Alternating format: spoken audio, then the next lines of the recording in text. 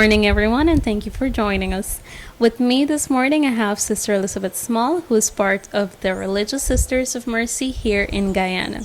Now, we've had the opportunity of interviewing Sister Elizabeth back in 2016, so we'll now just do a little follow up about her life throughout those years until now. So, good morning, Sister. Thank you for having us. How are you today? Thank you for having me. I'm glad for this opportunity to share my journey. You know, our vocation is filled with peace and joy in the Holy Spirit, our founderess, Catherine Macaulay, would say. And the journey from 2016 to 2024, Final Vows, has been an incredible journey. It has been a journey of growing and learning and being open to God's Spirit, you know. It's a process. In 2016, I entered my candidacy. In 2018, I moved into the novitiate process. And then in 2020, I did the first vows. Right. And now in 2024, final vows. That seemed just like a few days ago. So, throughout the year, Sister, tell us about the ministries that you've been involved in until now. So in 2016, I was a candidate, but I was already involved in ministry work at the Cathedral of the Immaculate Conception. I was a confirmation teacher. I was also part of the RCIA program there as a catechist. And I was working a full-time job in the accounting field. My daughter was attending the university. And so with the Sisters of Mercy, I was able to do the Common See. And then as she completed her studies at university, then I entered fully into the novitiate in 2018.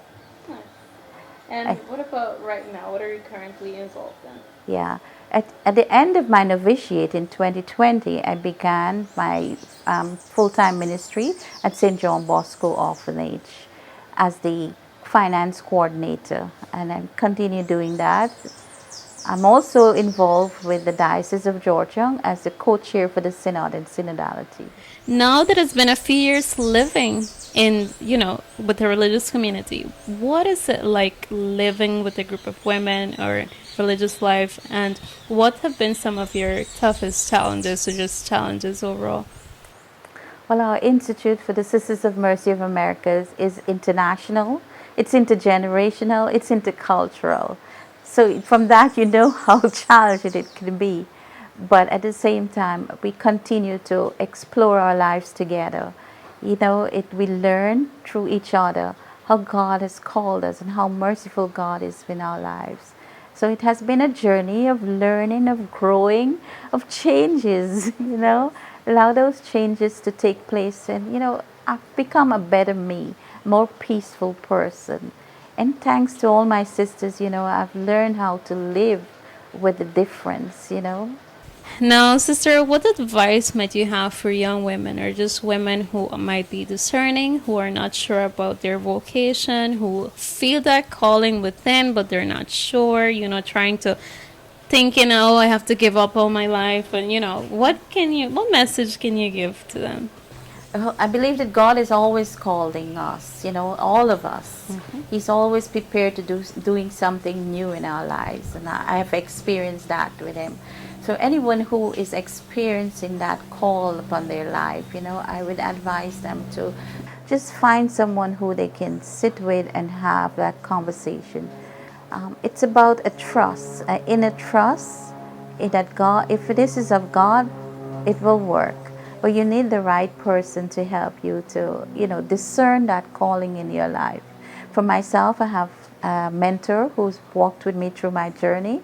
I also have a spiritual director who's helped me to interpret some of the things that I myself can't interpret sometimes, what is happening in my prayer life, and just mirror that back to me in a way that I'm able to say, be at awe at how God is with us.